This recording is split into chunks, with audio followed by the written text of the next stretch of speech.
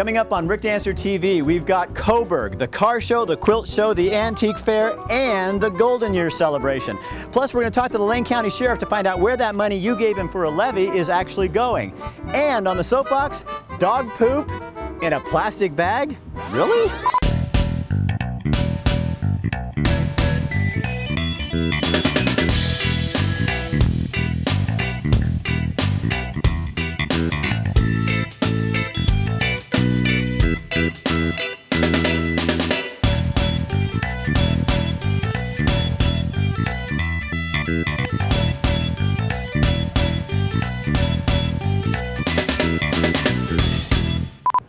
Welcome to Coburg, Oregon, a little town about 6 miles north of Eugene. It's a farming community that still looks like it did when it dropped out of the 1890s. In 1893, this town was incorporated. The original name was Diamond, after a guy named John Diamond. He owned all this land around here. Then they changed it to Coburg. You know why? Coburg was the name of a stallion that they brought here from Coburg, Bavaria, Germany. In 1986, Coburg was put on the National Register of Historic Places. One of the things that makes Coburg Coburg is the old buildings, the houses, the people, and the lifestyle that's here. And they like to celebrate that every year with the Golden Years celebration. Joining me is James Korth, and you're with the Grange, and this year the Grange is really working hard to kind of pick this celebration up and do something with it. What was happening? Well, this year we're trying to make it as good as we can. It's a rebuilding year because unfortunately the folks that were running it last year retired, and so we got some new blood in, and we're trying to transition year and build it back to where it used to be yesteryear. When is Golden Years? Golden Years, July 19th and 20th this year. So I hope everybody can come out and enjoy the festivities. And that brings us to our story, because that's what you're going to tell us about in this story that we did for you. Thanks, James. Yeah. Coburg is kind of where my heart is, because I grew up out here. I used to ride my bike every day in the store to this market right over here. Get whatchamacallit every day with my friends. We'd come in, ride our bikes in from, that's back in the day when your mom would let you go out when you were a little kid and ride your bike up to the store, and that's what a small town does for you. I think it's a small town feel where everybody knows everybody, and you wave at people when you drive down the street when you don't do that in town. People here are very big on preserving the history of the town. The architectural designs and everything, they don't make houses like that anymore. So it's very important to the people here that that's maintained. Yes, it's a small town community. We're right outside Eugene, but it's a very tight-knit, close family community where everybody's welcome and that it's growing. Camping World's coming in. There's a new McDonald's out there. Coburg has a McDonald's. Who would have, I guarantee, asked the guys 50 years ago if McDonald's would have been here, they said, McDonald's in this town, what for? We got Mama Freddy's. As the technology community grows also, I think, so will the town of Coburg. Because it's a good bedroom community where people can raise their kids outside the city, still have that small country life, and have the city right next door. Well, people are coming here because the industrial park out near the freeway, it's growing, it's changing. I actually heard that the Golden Years might, possibility of going away. Golden Years started 45 years ago, and we don't want it to go away. It's so important to me because I remember all the memories that I had coming to Golden Years as a kid. Number one, just to get an IOF burger, because they're so good, because they serve the best burgers out of the IOF hall on the Golden Years. There's all kinds of cool craft booths and activities. There's a horseshoe tournament on Friday nights that I participate in now, and they have good concerts in the concert area, and they have events for kids. They have water ball with the fire departments from all over the state coming in competing in water ball, and a kids rodeo. Kids jump on sheep and ride around. Golden Years is a celebration of what Coburg's all about: the harvest, the agricultural community, the small town. It's people getting together, having a good time, dancing in the park for the kids. If that goes away, what is there? The kids in the future aren't going to know what Coburg was. Well, in this day and age, if we don't have Golden Years, how's the history of Coburg going to be remembered? If this goes away, the history of Coburg, part of Coburg dies, because the community involvement and the community aspect of Coburg is represented in Golden Years.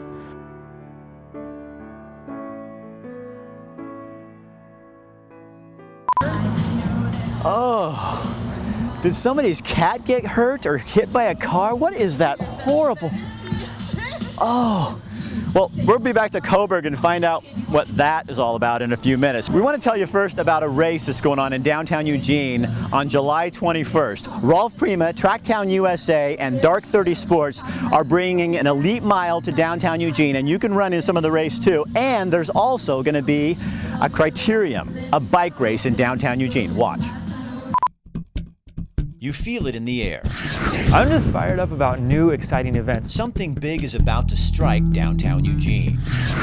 It feels urban, it feels edgy. It's a closed course, there's no cars, there's spectators the whole way around. The Tracktown City Center Mile arrives in Eugene Sunday, July 21st. The opportunity to combine probably the most famous event in the entire sport of track and field, the mile, with bringing it into the center in the heart of the city is just a fabulous opportunity.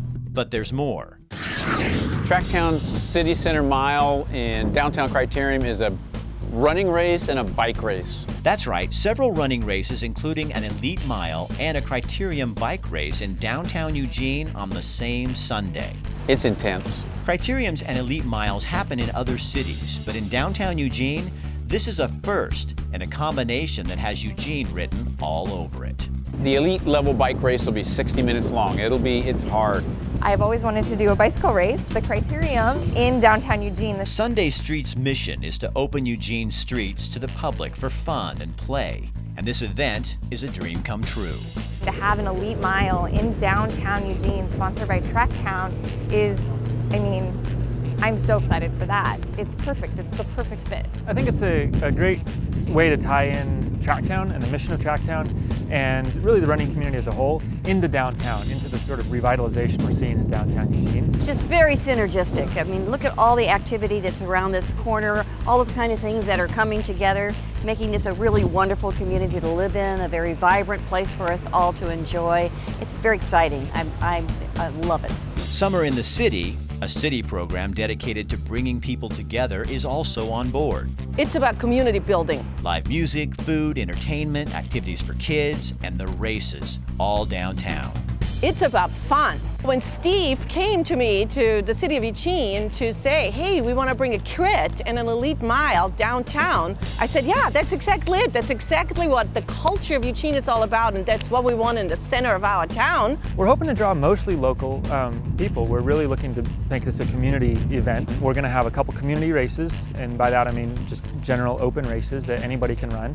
And we're going to have a couple high school races, so probably a high school boys and a high school girls race. And an invitation-only elite mile running race. We're starting this year, we're going to have an elite mile, and we hope that in the future that's going to become a truly elite mile where we can attract the best runners in the country. The Rolf Prima Downtown Crit will be the fastest race Oregon will see this year. Former state champions from Portland are coming down. It's going to be fast, furious, elbows bumping. Fans that come watch the race are going to see fast corners, probably a few crashes, and a fantastic sprint in the finish.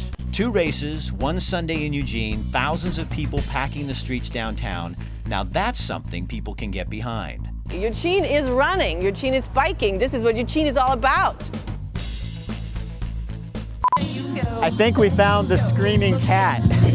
You'll never guess. It's M. M!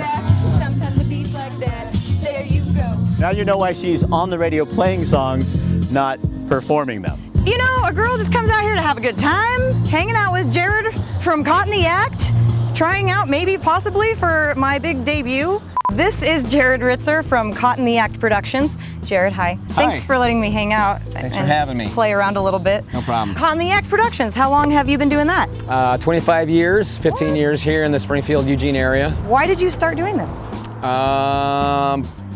Love music, love to entertain people, love to be the life of the party, class clown. So what is Caught in the Act Productions? Well, we have, we're a mobile DJ service. We have karaoke all over town. A couple of my head DJs over here, my best friend Nick, my other best friend Toby. Caught in the Act Productions will be out here in Coburg for the Coburg Golden Years on July 19th and 20th. It's for the karaoke contest called Bar Search, and every bar in town that belongs with Caught in the Act Karaoke is going to have 2 representatives from each one of their bars to come down and sing for some trophies and some cash. What do you notice when people get the mic? They change a little bit? They do. They go from being this person in a shell to this person. Like, no, I don't want to, I don't want to. And then they're like doing the Aguilera. And where can people find you? On Facebook, JaredTheDJ.com. We have 2 Facebook pages, Caught in the Act Karaoke. You can go JaredTheDJ.com for our weekly schedule. Thank you, Jared. Let's get back to the music before Rick comes back. Trust me, it's a good idea. Okay, fair enough.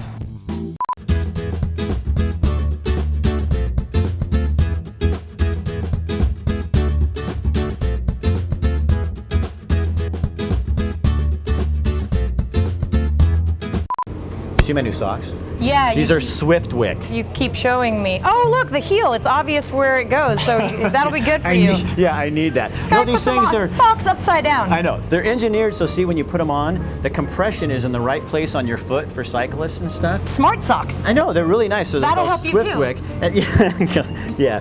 Well, Mark Cleveland is a local guy, and he came up with the company. He started Swiftwick, and he lives now on the East Coast. Yeah, he's really nice. How did you get that shirt?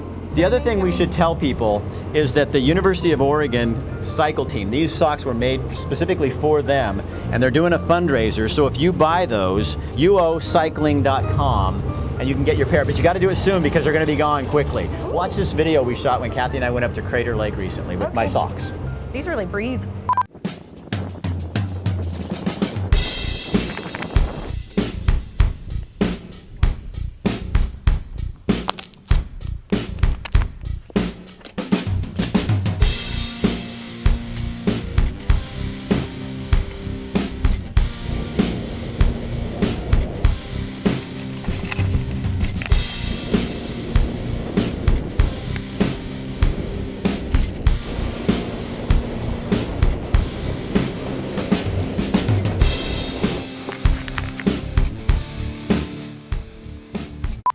I am so in the mood for Ranchito Grill right now. Oh, tell me about it. I could go for a margarita. I just talked to Abe, and they did the drawing for last month's free dinner, 2 free drinks, 2 dinners, and the winner is Beverly Cook. Woo, Beverly. Woo, Beverly. So lucky. So they're gonna do it again, so all you have to do is run into Ranchito Grill off Mohawk. We're gonna show you a little bit about why they do what they do, put your business card in, and you could win some of this. Watch. We'll meet you there. So we make our food from scratch, and people that we have as an employee, that they really care about how the food tastes.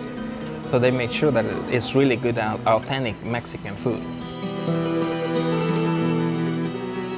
The only Americanized part, on these recipes are the melted cheese over, because people here like the melted cheese, And in Mexico we don't use that.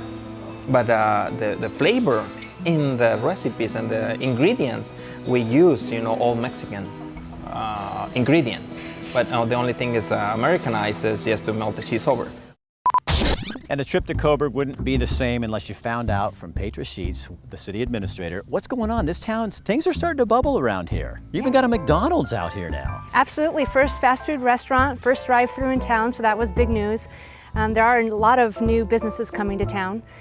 We have Camping World that's starting to build this summer. They're going to be right on the highway, so people are going to be pulling off like they do for Cabela's to say, here's Camping World. Right there at the giant flag, so it'll be hard to miss. You've also got RV Glass has moved out in part of Monaco. That's right, yeah. And sewers are coming to Coburg. Sewers are being built. We seeded our plant last week. It's working very well.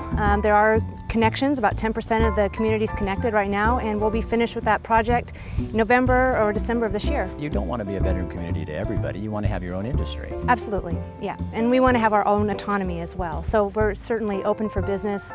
A lot of those primary services are some of the things that we're looking for, and I think we're definitely on our way. All right, thanks for joining us. Sure. So I come all the way out to Coburg for the pizza. It's Coburg Pizza Company. Ah, it's Terry. He runs the place. Hey, Terry. Hello. How's it going? Good. Nice to see you again. Are you on break? Is that what you're doing? Yeah, because I take so many. When did you start the Coburg Pizza Company? Actually, we're about ready to hit our 7th birthday. So August 1 of 2006, we kind of took stuff from our home kitchen and put them in a public kitchen so we could start feeding the masses. And the Springfield Coburg Pizza Company, when did that come about? Well, Coburg in Springfield, Coburg has wanted to go to Springfield for a long time. It just took us a while to inundate them. But the pizza company went there a little over a year ago. And we've been on Centennial now just off of Mohawk for about 14, 15 months. Nice. People never believe me. They're like, and that's in Coburg. I'm like, no, they've got one in, never mind. I know, we spend a lot of time explaining. The titles of your pizza, the Colossus. The Colossus, okay, yeah. was mentioned to me, ordered by my radio co-host. And I mean, there's so many different funny names. What in the world, where did those come from? Well, the Colossus itself first went You guys order pizza? Oh, hey, thanks, Rick. Waiter? I work for him too. I would like to send this back then. As far as the names, the Coburg Colossus is actually one that came to the menu without a name, and we ran a contest the first month we were open to name that great pizza. Oh, really? And someone here in town, locally, named it. I get is it the Vita? The Italian meat one. The Vito. Yeah, the Vito! Named after my great-grandfather and probably 4,000 cousins, because I'm Italian, so. What's your favorite kind? Well, this is one of them, actually. This is the Singapore sweet chili chicken. Let's cheers then. Yeah, Okay. absolutely. Thank you, Terry. You bet. Wait, Rick brought this out? I think Did he it's, have- even with Rick.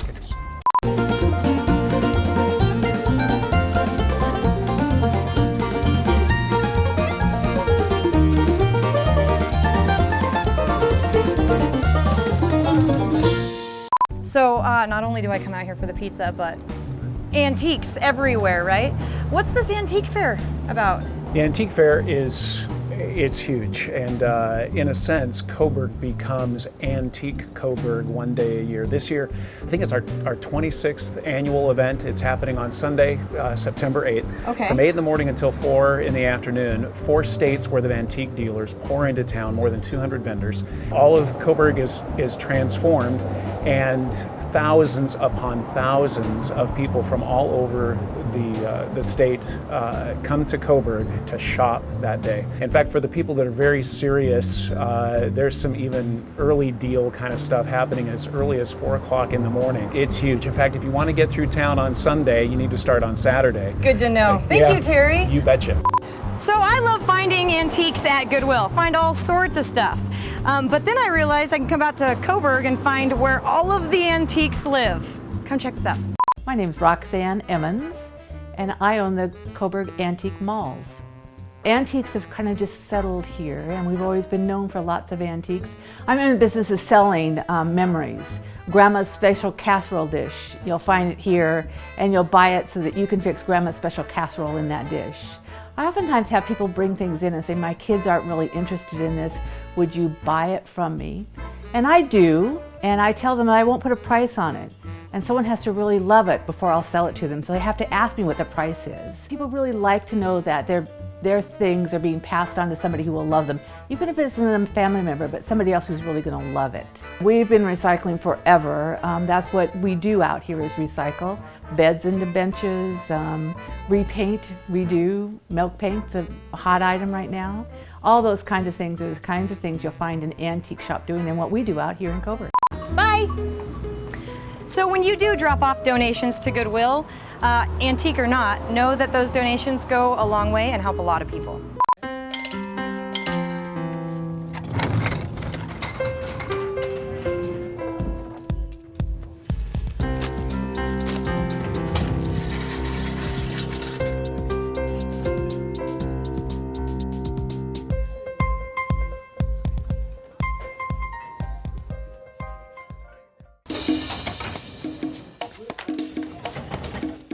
It may be junk to you. You know, it's kind of crazy at times. But to Goodwill, it's a mission. For this location, 2,500 pieces is pretty regular every day.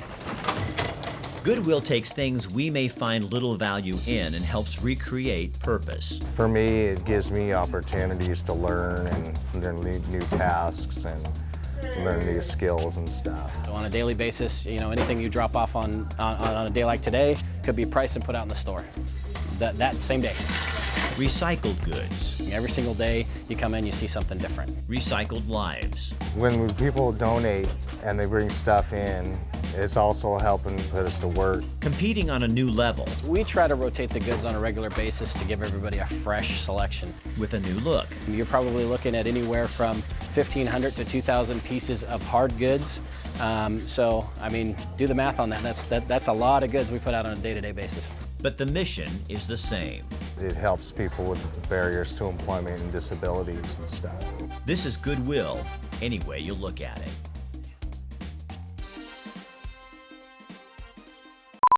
Oh my gosh, Scott, did you see it? It's Thomas Jordan. Hey man, how you doing? Hey, how's it going, Rick? Yeah, It's good good to see you. He's from KMTR, and he was part of the layoffs and everything. You're doing well? Doing well. Well, you know, this microphone, it's as if we were going to have you I do know, something. it just somehow magically appeared. How did you get there? So I got something for you to do. Can you do this for me? Sure, anything for you, Rick. I got to go find Emma, and I got an interview with the car show folks. So if you could go take care of them, I'm going to go find Emma and wish me luck.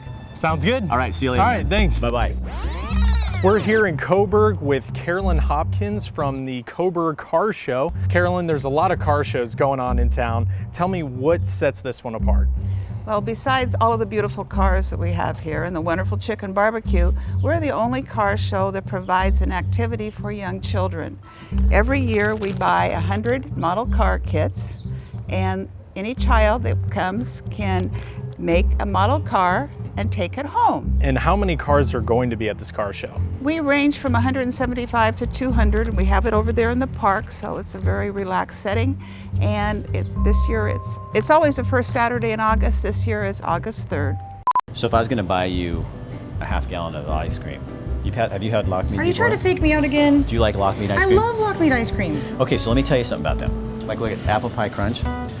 Lock Meat's out of Junction City. They're one of the only dairies that still gives you a true half gallon. A lot of the other producers have made their half gallons smaller, which I don't know how you do that, and they still charge the same amount. This is still a half gallon.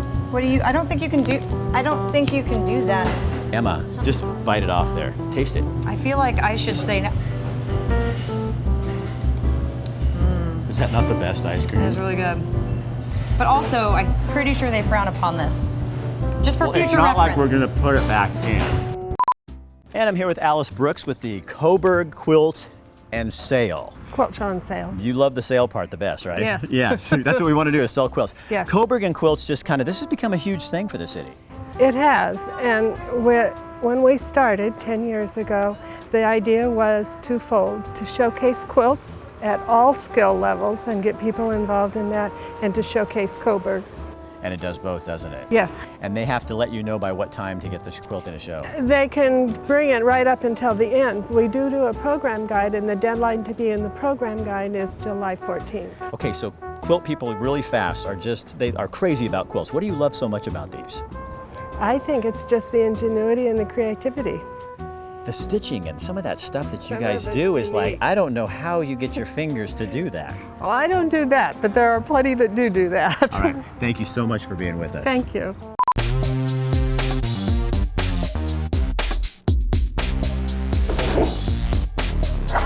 Tonight on the Soapbox, we're talking dog poop in a plastic bag. I know somebody had to go there and we're going to. I understand in Eugene we don't want to use plastic bags. Why are we still using them to put dog poop in? The people that really anger me is the ones that leave it on the side of the road or in a wilderness trail. You see a stack of green bags full of dog poop. For one, when you put dog poop in a plastic bag, it creates methane. That's not good for the environment.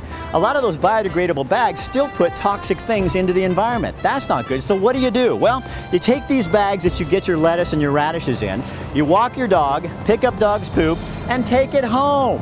And then you dispose of it however you would do it at home. It's not that difficult.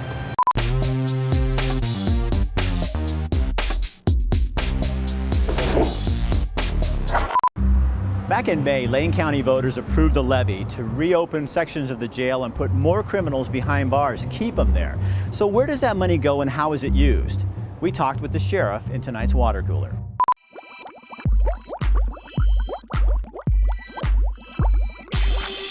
And joining us is Tom Turner, the sheriff of Lane County. We're going to talk about that levy that voters passed. So now that the money is there, what do you guys actually do with it? What's the plan? Well, the very first thing is, of course, we have to borrow against it. because it doesn't come into effect until November, of course, when property tax starts getting collected.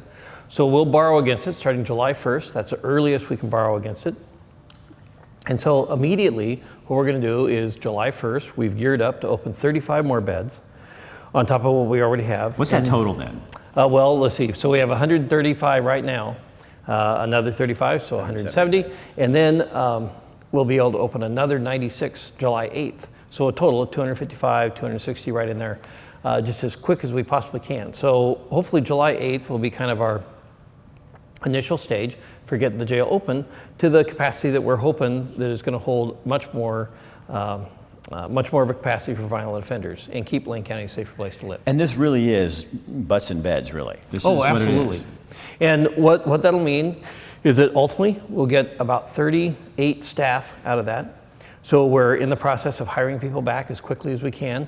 We've got 14 deputies that have taken the offer to come back to work. These are laid off deputies from the previous layoffs that we've had to make. So 14 have come back. That allows us to get kind of right up and going at it. In the next month or so, we'll have to finish up hiring more people and some support staff too.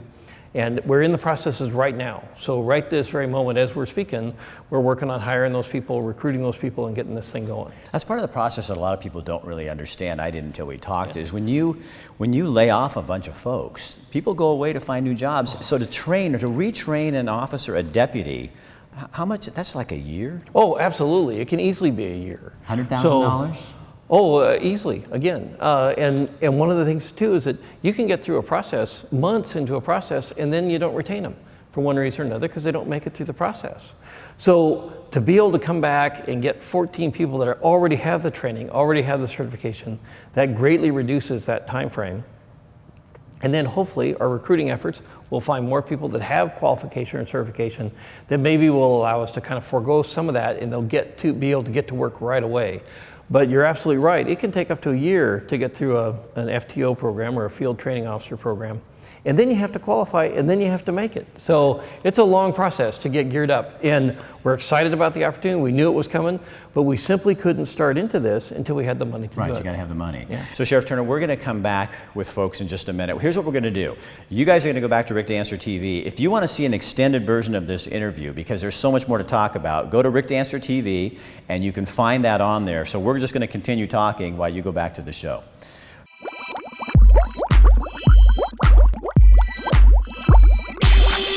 Hey, Jared, I know you guys got to take off because you got caught in the act stuff you got to do. So I want to do one song before you go. Nope. I have pages of signatures from the town of Coburg saying you do not sing. Just put on the song. Rick Dancer, everybody. I used to do the news, but I'm still on TV. I want to wake up in the city that doesn't sleep. What are you guys doing? To find I'm king of the hill, #1. These little town blues are melting away.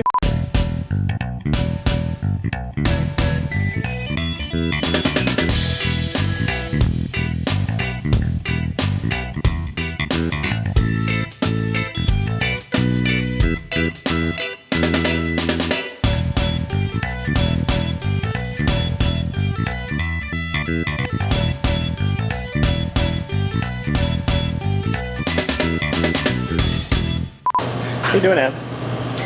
Oh, nothing. I don't have a problem.